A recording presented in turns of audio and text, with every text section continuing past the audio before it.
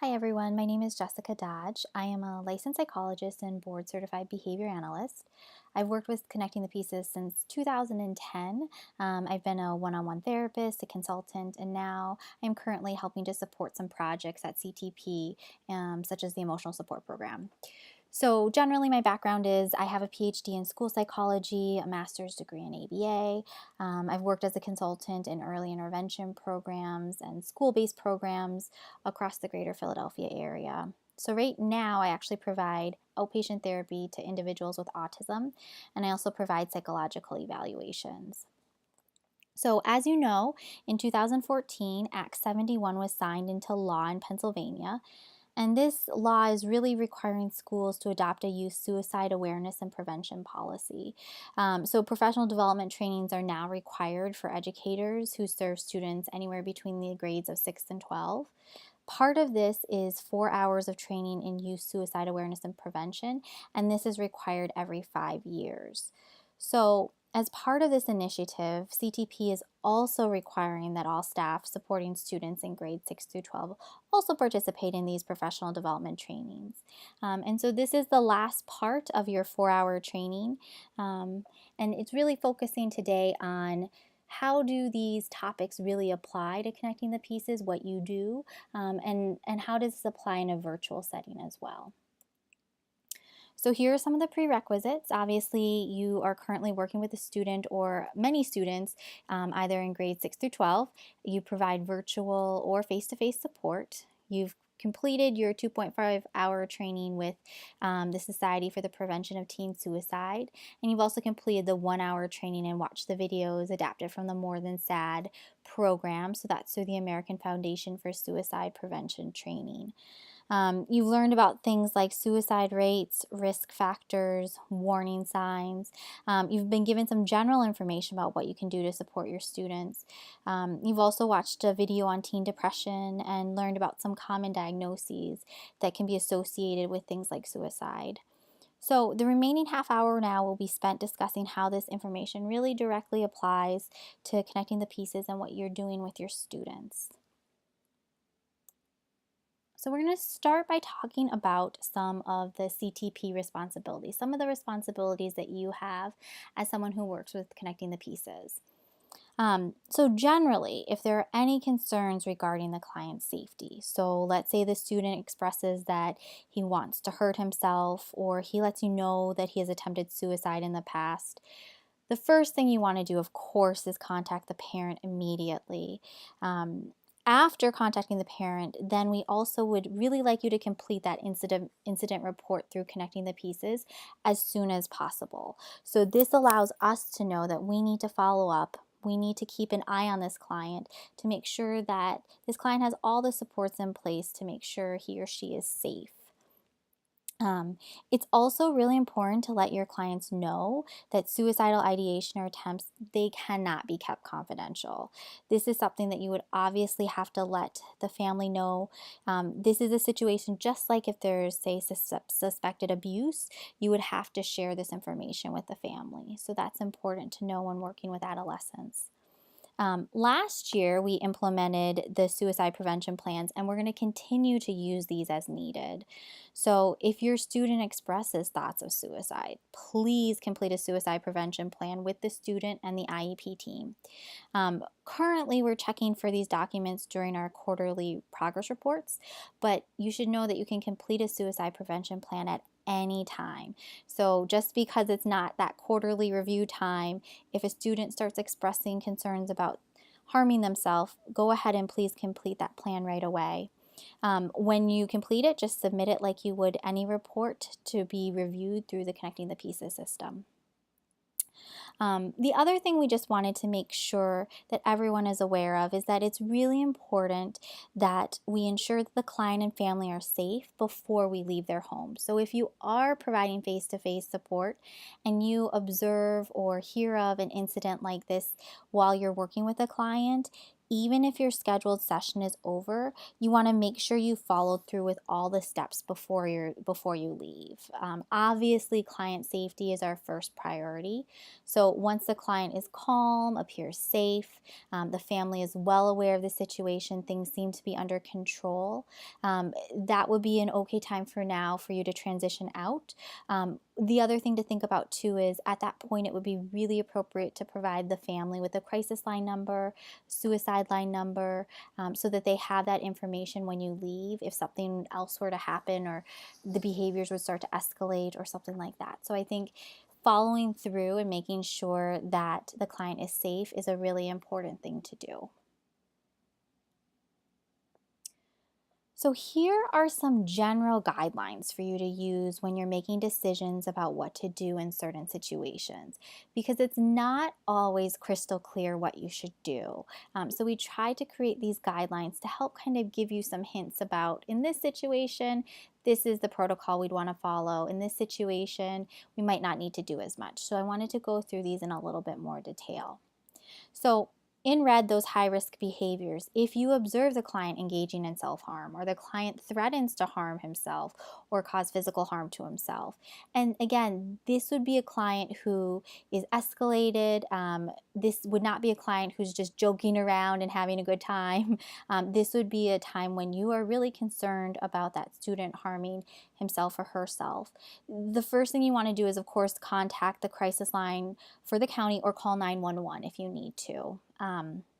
If there's a weapon like a knife or a gun present, again, that's a situation where I would really be thinking this is a high-risk behavior. We need to follow up right away. If the parent isn't there, of course, you'll need to contact the parent right away following your crisis calls, because the first thing you want to do is make sure that everyone's safe. After the parent's been called, the county's been called, again, this is a situation where you would definitely want to fill out that incident report through CTP and document what occurred exactly during your session in your consultation notes. You want to write down all those observable behaviors in their consultation note. And if you are providing that face-to-face service, you'll also want to obtain that parent signature on the consultation note, so they're aware of everything that you've observed, that they're agreeing with the plan going forward, that sort of thing. You want to make sure that's all documented there. So in orange, those kind of moderate risk behaviors, these are things like if you notice a significant change in the student. So they become aggressive, they cry a lot, and these are not behaviors that you would see consistently with the student. It does not appear as if this were a typical situation.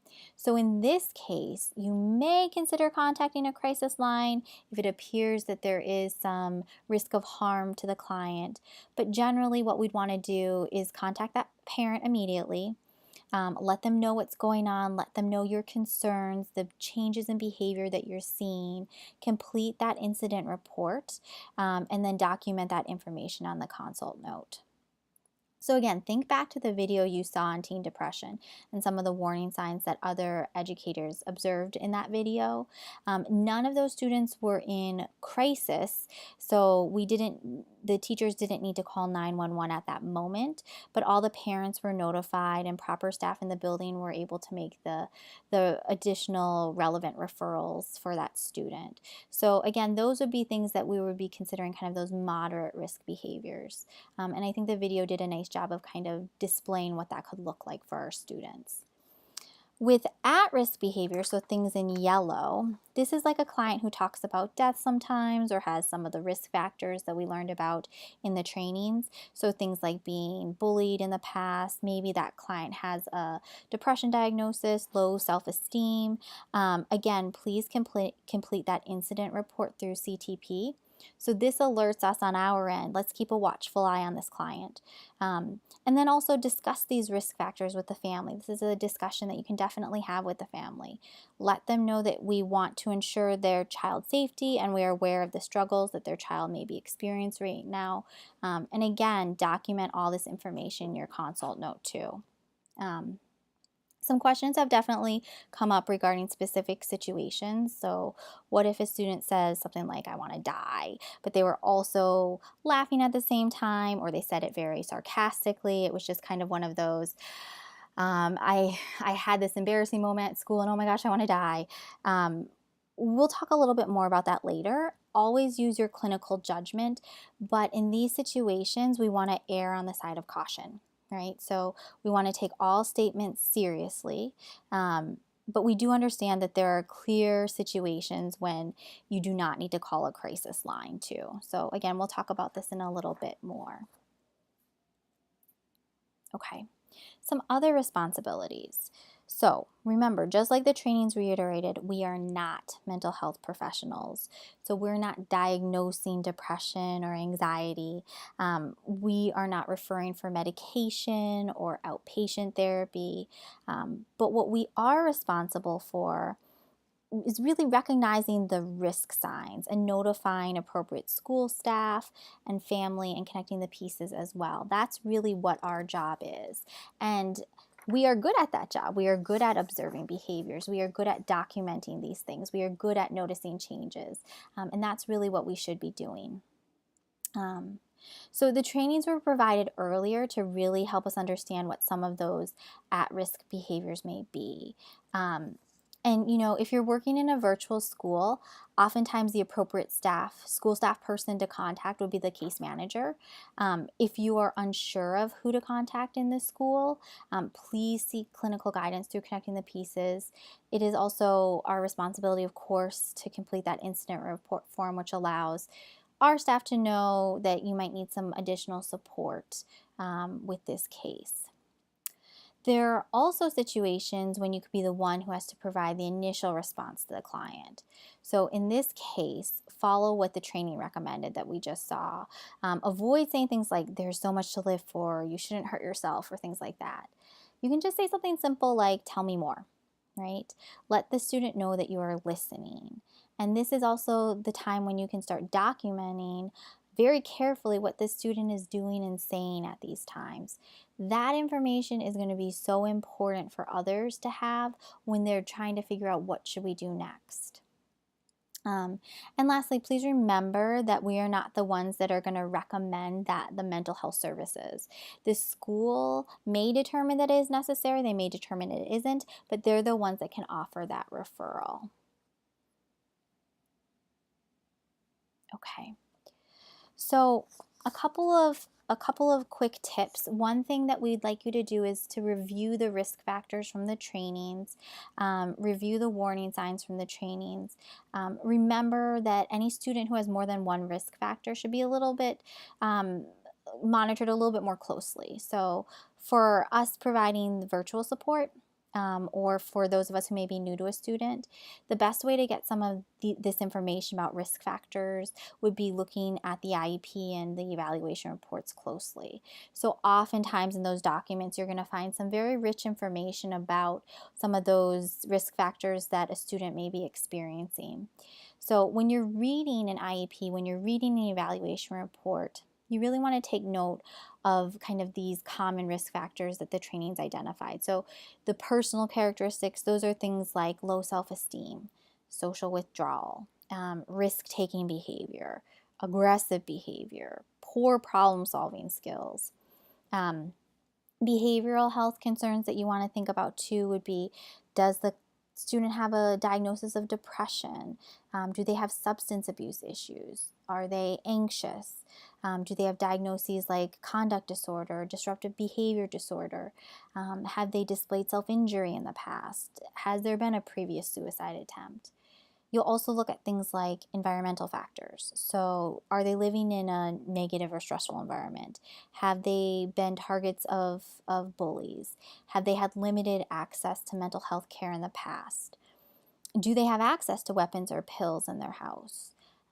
Family relationships are also important to look at. Look at that family history. Does the parent also have mental health problems? Are there any strains in that parent-child relationship? Is there a history of physical or sexual abuse? These are all some of the factors you should be looking for in the IEP and the ER when you're working with your students and families. And it does give you a good idea about questions you'll want to ask that parent, more information you'll want to gather. It gives you a good starting point. If there are elevated risk factors, such as a student who may identify as lesbian, gay, bisexual, transgender, questioning, a student who has been bullied in the past, in person or through cyberbullying, and I think that was a really important part of the video that we saw, that cyberbullying can be have just as strong an impact on a student as bullying that occurs face to face, and that's really important to know. Or let's say you have a gifted student. So if you have any of these kind of elevated risk factors, you should really consider if you need to complete a suicide prevention plan for these students. Just because you're working with a student who is gifted, say, does not mean that you have to complete a suicide prevention plan, but certainly it's something to consider and to think about. Given the high rates of suicide attempts with transgender students, I would highly consider completing a suicide prevention plan with these students. And there is one exception. So those who have attempted suicide in the past, we are required to complete a suicide prevention plan for those students, because that is the biggest factor for a suicide attempt in the future. So, the other thing we'd like you to do is review the warning signs from the trainings. So the first training talked a lot about FACTS. That was that acronym, FACTS, and that stood for feelings, right? So feelings of being stuck or trapped. Actions, so things like trying to get access to guns or pills or reckless behavior. Changes, so again, this is that very important. Do you notice a change in attitude, mood, behavior? Is this student no longer engaging in activities they used to love in the past? An interesting one too is to look at their personal hygiene. Do you notice that at one point it just started to really decrease? That would be a pretty big change for this student. Threats. So this could be a specific threat, like I want to kill myself. It could be just some of those worrisome innuendos, right? Like the world would be a better place without me. Situations. So is the student getting in trouble, experiencing loss, losing self-esteem or hope? Is the student facing huge life changes? So again, these are the sorts of things that you kind of want to keep on your radar as warning signs for suicide attempts or suicidal ideation. And that one training did a nice job of kind of showing examples of when a teacher or educator were kind of seeing these signs in their students, the feelings and the actions, the changes, the threats and the situations. So go ahead and review that if you want some more information about what those things look like. It's also really helpful to keep a copy of these warning signs and risk factors on your phone or in your Google Drive, so you can always have them handy if you need them. So it's a good reference point. Sometimes when you're seeing something, you want to just remember, oh, was this something that I should be really mindful of, or was this something that's not such a big deal? So it's nice to just kind of keep a copy of this information handy when you need it. So some additional warning signs that we may see would be things like a student talks about or researches wanting to end his or her life. A student would be talking about or writing about suicide or writing about death or dying. These are all things that we might see when working with students. And here's a case too where, what if you observe the student talking about death, but then both the parent and student later say, he did not mean that. That was just something, he was mad and he just said it because he was mad. He didn't mean it. In this situation, we'd still like you to report that information into the incident reporting system and document it in your consult note, and make sure that the family has the crisis number to use if needed. But again, this may not be a situation where you would need to actually call the county or call 911. The parent is saying very specifically, there's no plan for suicide. I've got this under control. Again, we want to make sure that it's documented, that you heard it. We want to make sure that the family has the right supports in place if anything were to happen. But you wouldn't need to go any further than that. Another situation that might come up is oftentimes individuals with autism might engage in what we call kind of that scripting behavior. They might repeat things they have just heard. And in that case, let's say an individual with autism is watching a video and someone says, I want to die. And then our student says, I want to die. Again, use your clinical judgment here. You always want to err on the side of caution. Just because you have autism doesn't mean that you can't ever be suicidal, right? But again, we understand there are definitely situations where it's a clear example of I'm just repeating what I heard, or it's a clear example of it just being said jokingly. In that case, again, we wouldn't need to go so far as to call any numbers. But again, we'd want to document that in the consultation note for sure.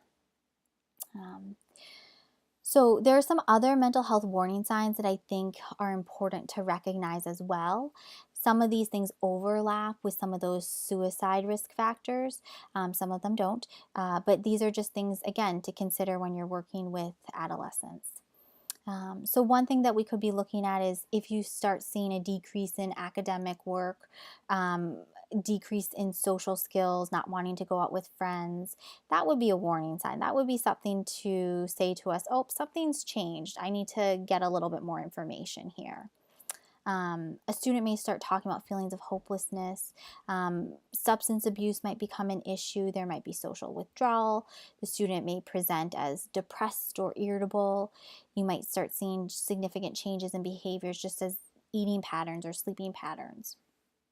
So again, take all these warning signs seriously, right? Adolescence absolutely can be a challenging time for many individuals, and not all of these signs indicate that there's going to be a risk of suicide.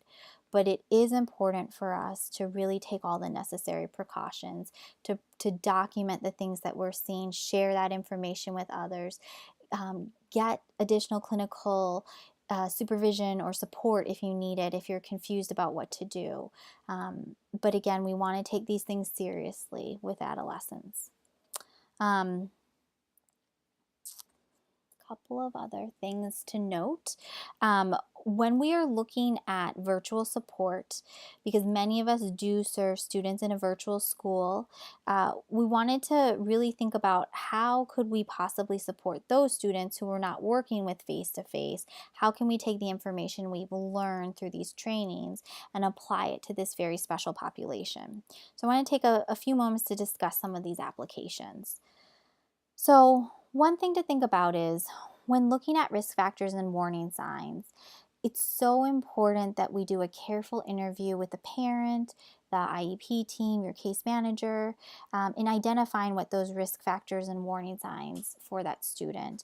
Because again, we don't always get to see that student face to face like the parent does. And so it's really important that we're asking all these questions to make sure that we're not missing any of that information. You can absolutely ask the parent if they've noticed any changes of behavior at home, and then you can provide them with some education about risk factors and warning signs, and you can complete a suicide prevention plan if needed and give the family resources to support that student and make sure that student stays safe.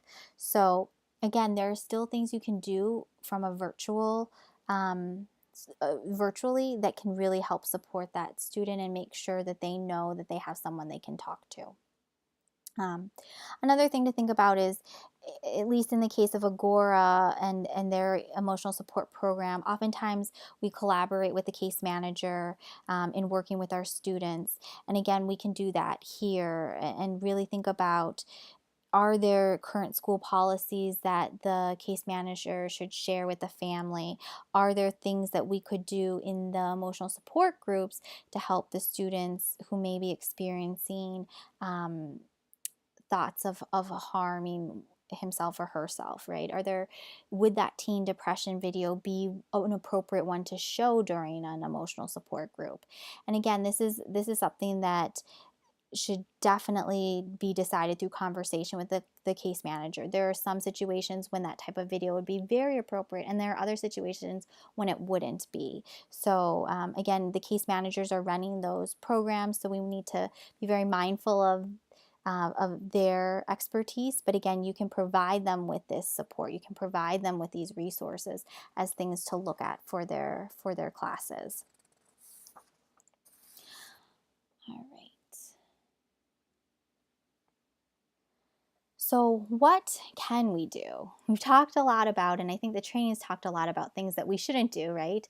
We shouldn't diagnose, we shouldn't refer directly to outpatient therapy, but what should we do? So at a universal level, we really should be providing resources to families and teachers. We should be providing that education about suicide awareness and prevention. We should review any school policies on suicide prevention and awareness if we have them. So if we have those school policies, I would definitely review those to make sure that you know the process that your school is following. Then we should also know the warning signs and risk factors associated with suicide. That's a big part of it because we're observing the student, we're documenting their behaviors. We should be aware of those other types of things, those risk factors that could be associated with suicide, and start documenting those as well. And of course, in an emergency, we should call 911. We should call crisis lines. We should notify the school and connecting the pieces of any of these high-risk behaviors that you may be seeing. Other things that we can do is focus on skill building, and this is what we do best. So this is well suited for us. We can teach problem solving skills. We can teach coping strategies. We can teach safe choices. These are things that we can even teach elementary school kids, even though this training has been geared more towards adolescents. These are all great skills to teach our younger clients as well that can really serve as a protective factor in the future. We can connect families with resources. Again, we're not referring them to outpatient therapy, for example, but we can certainly connect families with resources in their area to provide them with some support and guidance. We can maintain connections with families, school staff, and most importantly, the student. And these connections can be hugely beneficial. So again, remember that one relationship with a caring adult can be a life-saving protective factor for a student. So we really want to focus again on how can we develop rapport, how can we pair with these families and students. We can, again, focus on increasing those protective factors for the students. Those are things that we can absolutely do proactively right now. Listen, observe, and document. And I think that the first one, that listening, is really important. We want to let the student know that we are listening. We're not judging them, that we're not evaluating them. We're listening to what they're saying, and we're taking it very seriously. Some resources. So, helpful hint, please keep this information with you at all times. This is something that could come up at any moment, and it's always good to have this with you. The National Suicide Prevention Lifeline is 1-800-273-TALK or 8255. It's a 24-hour, 7-day-a-week line that's free. Anyone can call and contact them in a confidential way to talk about any of their concerns. There's also a crisis text line. So if students feel more comfortable sending text messages, this is something you can absolutely provide to the student and family to use. So these are two numbers that we should definitely have with us at all times.